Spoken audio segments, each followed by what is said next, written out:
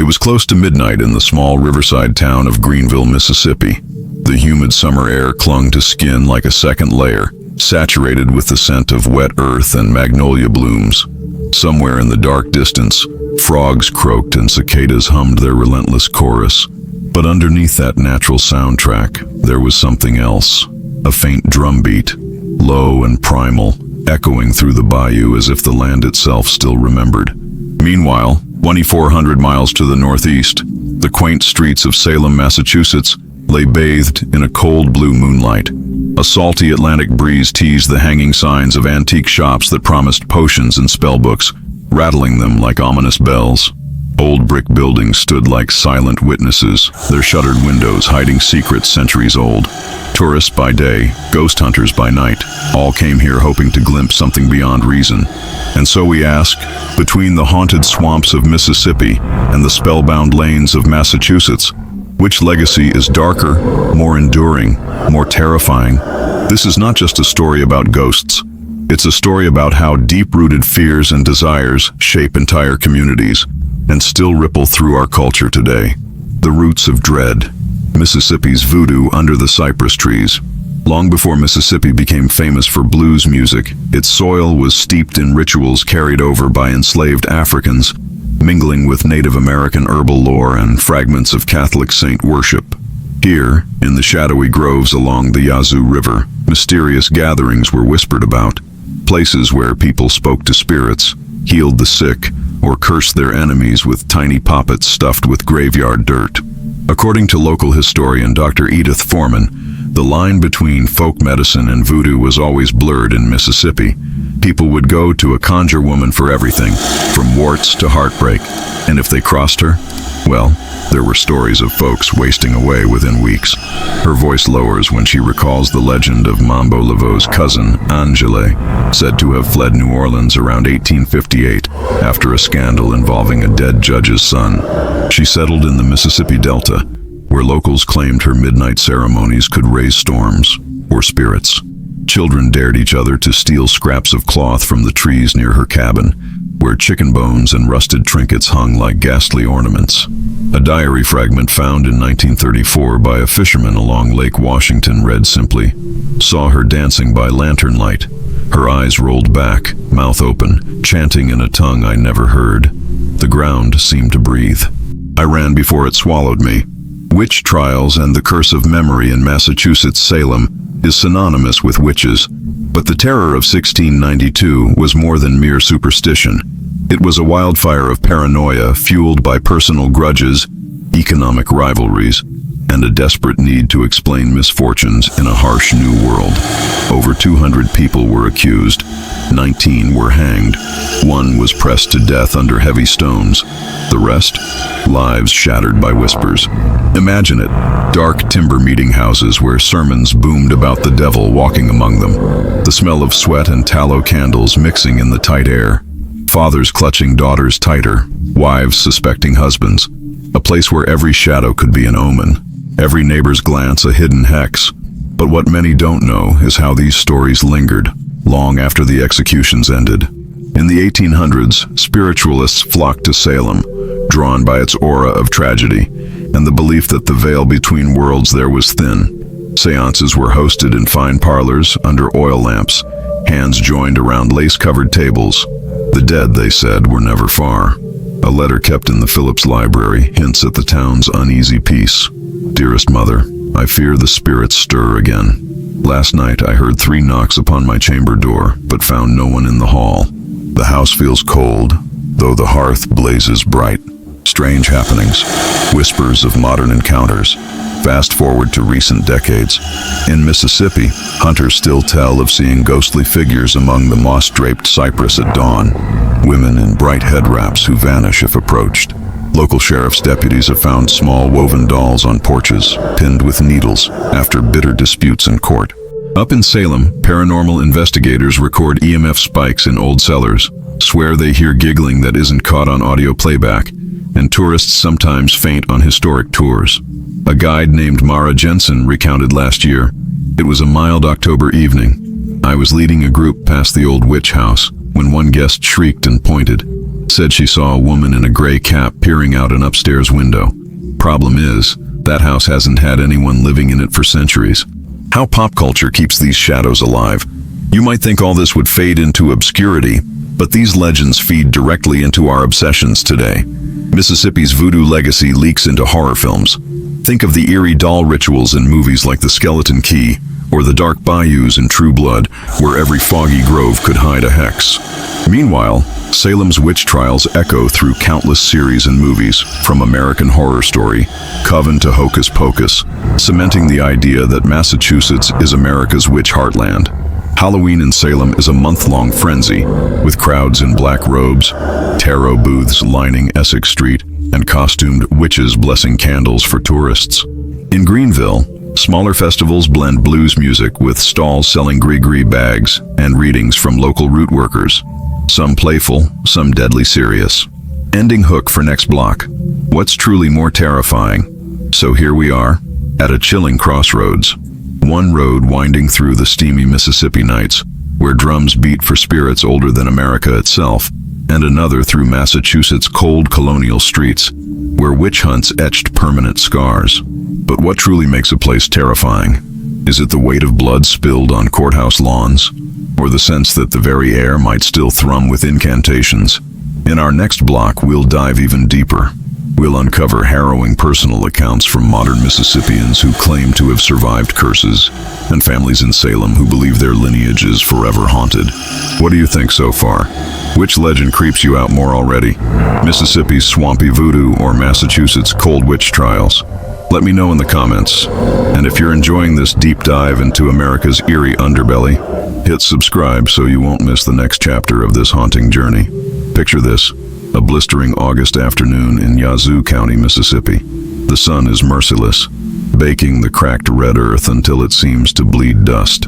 An old man named Luther sits on his warped wooden porch, gnawing on a plug of tobacco. His eyes, milky with age, stare past you, seeing things that live somewhere between memory and nightmare. My grandmother, he begins, voice low and raspy, used to keep a small jar under her bed. Inside was a tiny bird skull, a knot of hair, and what she claimed was a scrap of a baby's burial gown. Said it kept us safe from Angele's kin, but I reckon it also kept something else close by. At night, the house would creak like something heavy was walking through it. Doors rattled when there weren't no wind. He pauses to spit into the dust. Most folk nowadays laugh at it, but those who laugh the hardest, they're the ones whose children get fevers doctors can't break, or whose cattle up and die with their eyes wide open, tongues black as tar. In the distance, a sudden rustle in the dry cornfields breaks the heavy stillness. Luther doesn't even flinch. It's as if he's come to expect the land itself to whisper back. Meanwhile, thousands of miles away, the air is cool and carries a tang of salt as it rushes through the cobblestone streets of Marblehead, just outside Salem. Here, the houses are older than most family trees. Their beams, darkened by centuries of candle smoke, seem to groan under the weight of old sins. One such house belonged to the Whipple family. According to town archives, Mary Whipple was merely 15 when she confessed, under threat of the noose, to having danced naked with the devil in the apple orchard at the edge of town. The orchard's long gone, replaced by a row of stately homes, but residents still complain of sleepless nights filled with the scent of bruised apples rotting in unseen piles. Dogs growl at nothing, and every so often, a child is found sleepwalking in the dew-soaked grass, murmuring words no one recognizes. Dr. Alan Cross, a local historian who's spent 2 decades documenting witch lore across New England, says these incidents are more common than people admit. The problem isn't that the witch hunts ended, he tells me, shuffling through brittle papers in his study.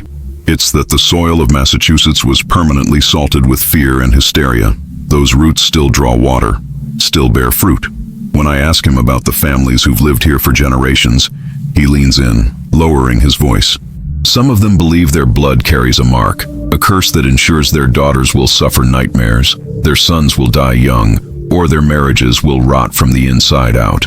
They'll smile for tourists, sell you a witch's charm, but at night, they lock their doors tight and whisper prayers handed down since the gallows. Back in Mississippi, under the endless canopy of stars, a very different sort of ritual plays out. In a clearing not far from Clarksdale, I witness what locals call a night singing. A circle of people, faces painted with chalky symbols, sway around a small fire. Their voices rise in a haunting chant that seems to warp the air itself. At the center of their circle sits a bowl, inside it a heart, raw, glistening, unmistakably human. I'm told this is just theater, a tourist trap for thrill seekers. But then the wind shifts, carrying a sharp copper scent straight to my nose. One woman, her eyes rolled back so only the whites show, begins to convulse. The others reach out to steady her, hands pressing into her shoulders with a mix of reverence and dread. Later, the guide assures me it was all part of the show. We lean into the legends here, he says with a brittle laugh. It's good for business. But as he leads me back to my car, he keeps glancing over his shoulder, as though expecting something to crawl out of the darkness. Meanwhile, Massachusetts is polishing its horrors for mass consumption. Salem in October is a circus of witch hats, black lace, and neon green cocktails served in skull-shaped mugs. You can have your fortune told in a pop-up tent beside a Dunkin' Donuts. Buy a love spell kit next to a rack of I Survived Salem hoodies. But beneath that glossy carnival lies a simmering unease.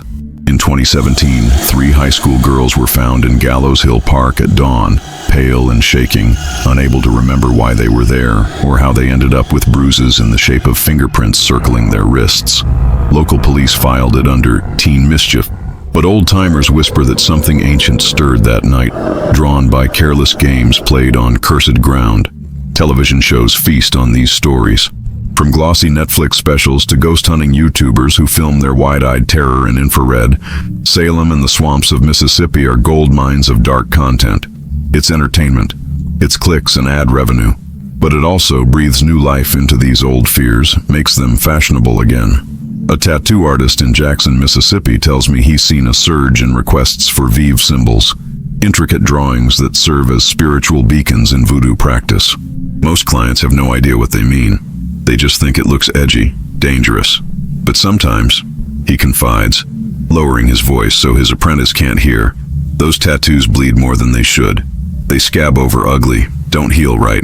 I've had people come back weeks later begging me to cover them up with something else.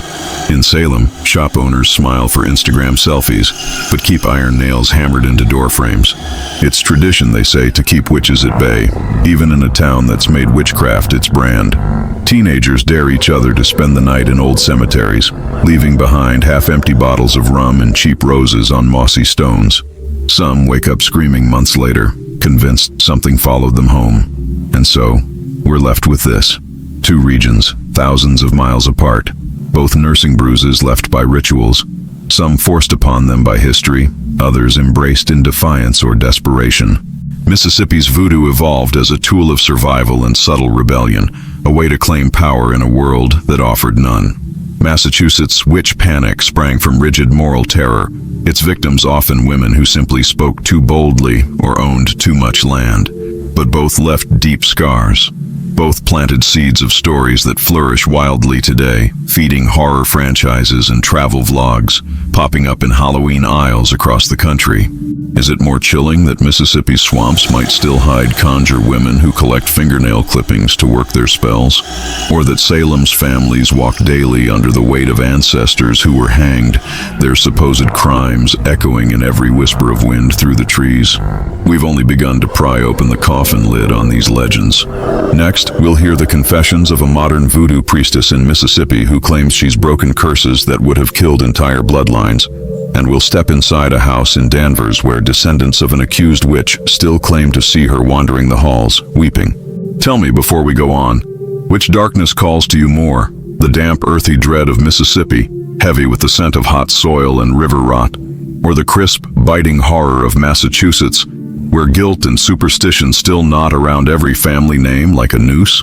Imagine being in a small, stuffy room in Greenwood, Mississippi. The low, dark wooden ceiling seems to slowly close in on you. Incense burns in clay bowls, exuding a spicy scent reminiscent of cloves, damp earth, and rusted iron. Sitting on a stool before a makeshift altar adorned with white candles and jars filled with murky water is Marceline Dupré, A woman of perhaps 40, her skin marked by fine cuts, almost ritual scars, running from her wrist to her elbow. She holds between her fingers an old yellowed photograph showing 3 men dressed in light linen suits, smiling before a field, all dead before they were 50. My grandfather said it was the plague. My grandmother? She whispered something else. She said it was the price paid for desecrating the tomb of a woman they called the daughter of the marsh.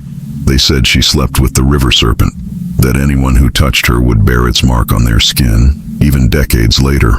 Marceline looks up, her eyes shining in the flickering candlelight. I broke that curse, or at least I tried. I drank black hen blood mixed with roots. I buried human teeth in the entrance to the house. For 7 nights I dreamed of the same man, faceless, standing at the foot of my bed.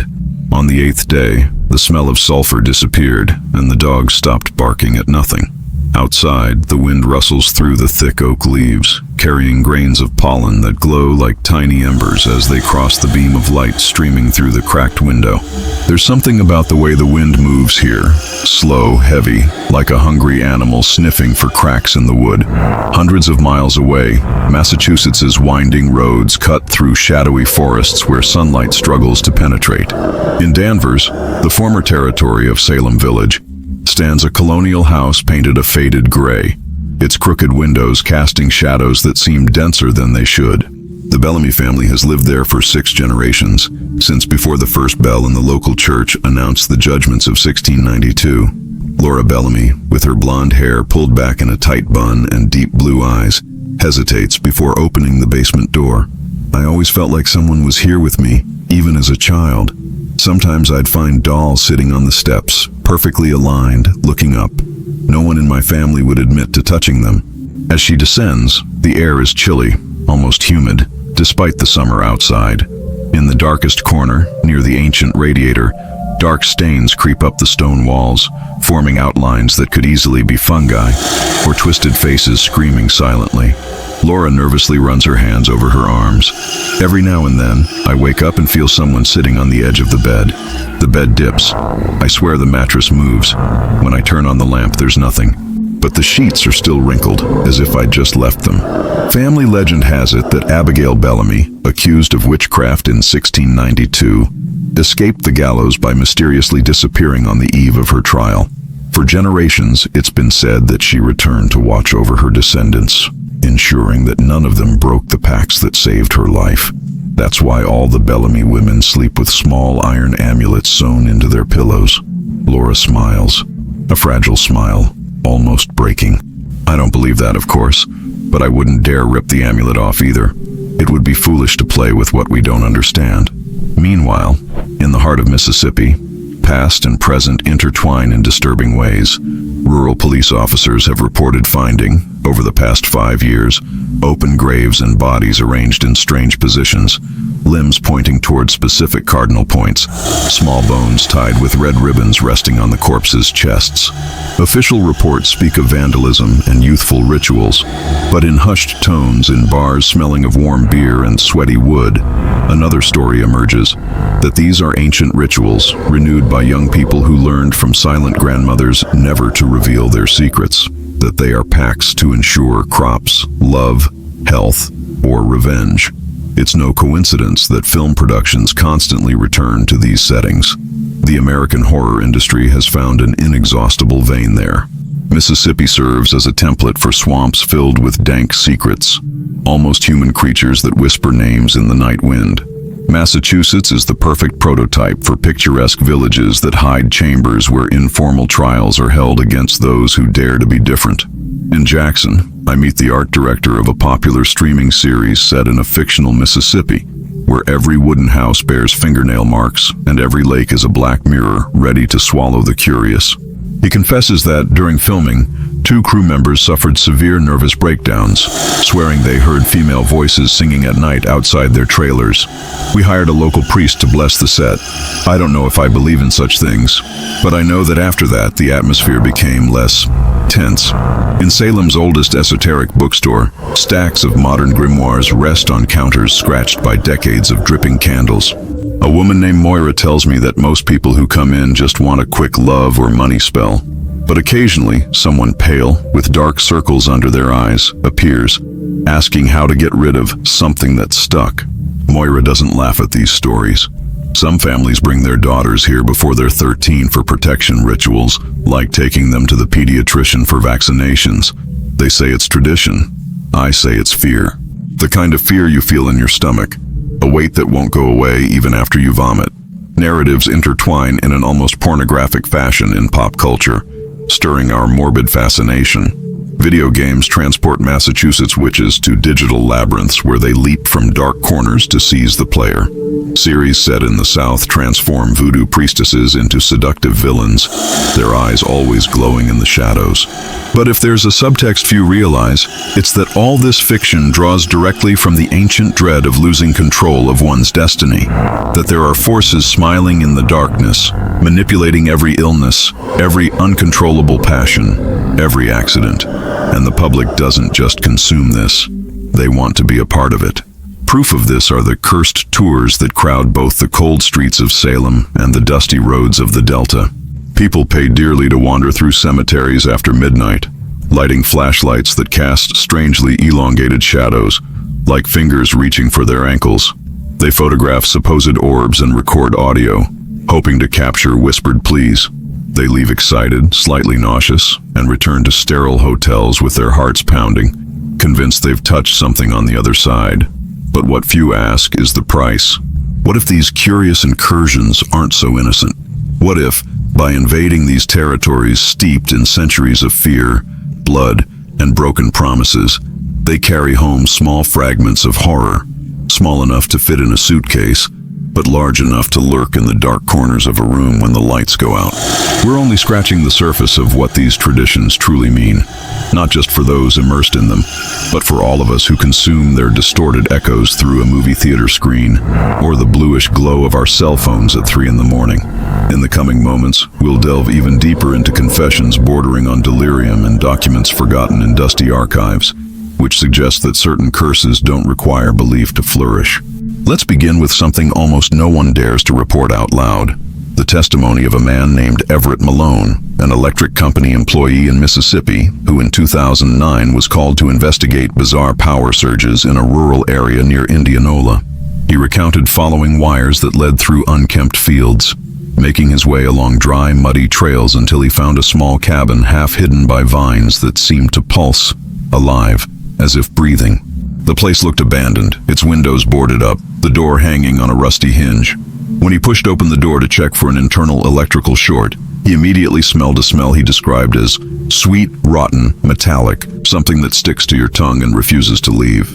Inside, the beam of his flashlight danced across a floor covered in symbols scratched in yellow chalk, surrounding bowls filled with a dark substance. I could have sworn it was moving, breathing, and there were feathers scattered about, damp, stained feathers sticking to the leather of my boot.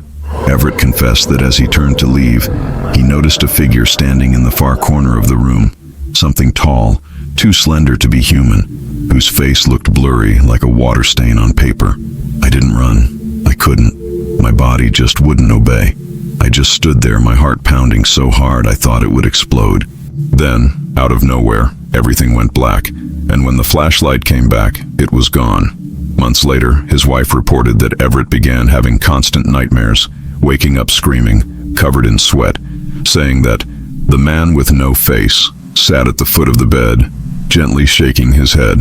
Everett died less than 2 years later, officially of a heart attack, but relatives insist it was something else, pointing to purple marks that appeared on his neck in the days before his death, like invisible fingers pressing into the skin.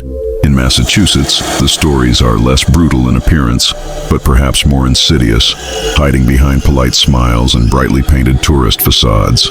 In Marblehead, I met Eleanor Crane, the owner of a small inn that makes a fortune hosting tourists seeking the authentic New England haunted atmosphere. Eleanor has a knack for telling stories around a crackling fireplace, her voice velvety, her face illuminated by golden sparks leaping from the logs. What few people know, she said on a humid night when fog licked the windows like curious tongues, is that my family was also accused during the trials. We survived by luck or something less honest. There are old letters kept in a trunk in the attic that speak of secret pacts made with things that promised prosperity in exchange for silent devotion. When I asked if she still believed in these pacts, Eleanor gave a soft laugh, but her eyes remained cold and expressionless. Belief doesn't matter. What matters is compliance. I sprinkle salt on doorposts, light black candles at the equinoxes, and leave fresh milk on the windowsill on moonlit nights. Not because I fear ghosts, but because it would be foolish to break a cycle that has kept our lineage alive and thriving for 300 years. Salem is now a perpetual party. Shops sell t-shirts emblazoned with broomsticks and pointy hats, mugs that change color to reveal runes when filled with hot coffee. But when talking to tour guides outside of business hours, when the street's empty and streetlights cast distorted shadows across the alleys, the tone changes. A woman with dark hair and translucent skin told me about customers who fainted upon entering the basement of the old witch house, saying she felt something holding their heart from the inside, squeezing slowly.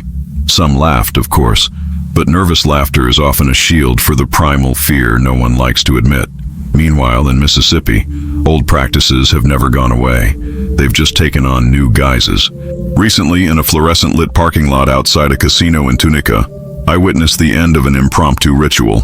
Two men hunched over a board scratched with names that sounded neither English nor French nor anything I could recognize. One of them held a small bag, which was dripping something dark, creating almost black stains on the concrete.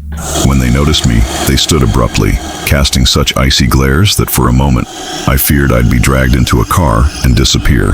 But they simply walked away silently, leaving behind the board, which I snatched up on impulse. I kept it with me for only one night.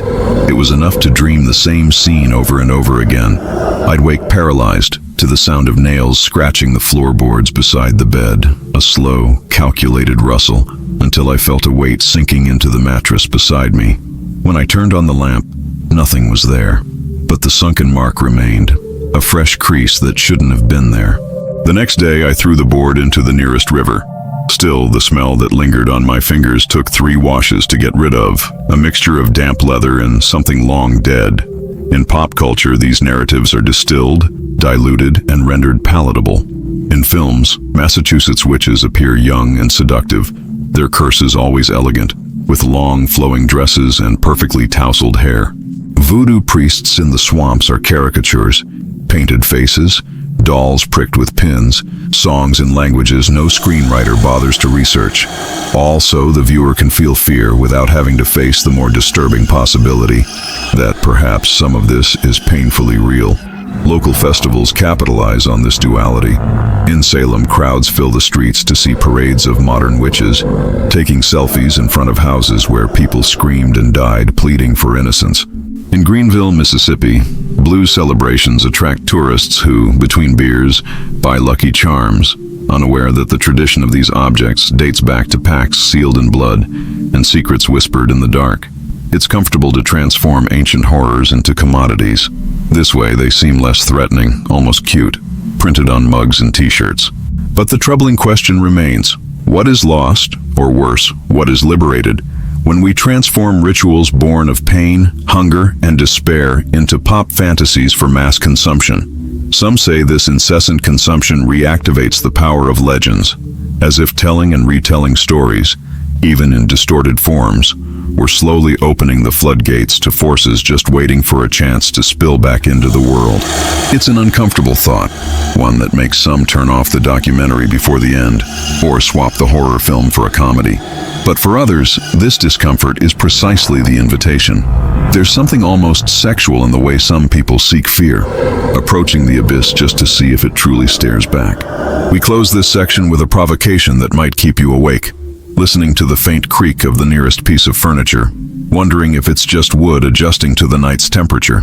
What if the oldest stories persist, not because they're told, but because they're remembered by places, by houses, by the very bones of the soil?